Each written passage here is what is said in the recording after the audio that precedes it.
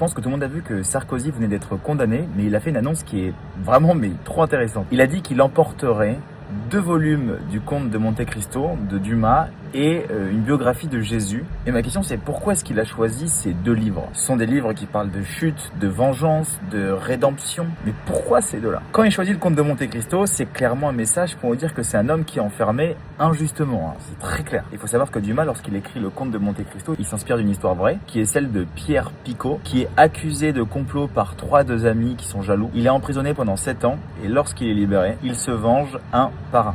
Voilà, vous voyez le message. En fait, Sarkozy va en prison avec le livre d'un homme qui a été condamné par le pouvoir, disons même trahi par le pouvoir. Et ensuite, il prend la biographie de Jésus. Alors là, on change complètement de registre. Si Monte Cristo incarne la vengeance, la biographie de Jésus, elle, incarne le pardon. En fait, ça montre un double désir, celui de revanche et celui de rédemption. Mais je pense qu'il faut aussi lire ce geste comme une espèce de mise en scène, honnêtement. Un ancien président qui part en prison, c'est déjà un roman. D'ailleurs, il le dit lui-même. Et sortir des livres comme Monte Cristo et la biographie de Jésus, c'est un message qui est très clair. Il transforme la prison en un espace symbolique. La cellule devient un lieu de métamorphose. Et c'est peut-être là que la littérature rejoint la politique. Parce que depuis toujours, les puissants, ils cherchent à contrôler leur image, même face au déclin. Dites-moi ce que vous en pensez en commentaire, mais dites-vous bien que chaque choix que les politiciens font littéraires et sont amenés au public lors de ces moments sont là pour véhiculer des messages. Et il faut savoir les écouter, qu'ils soient bons ou mauvais.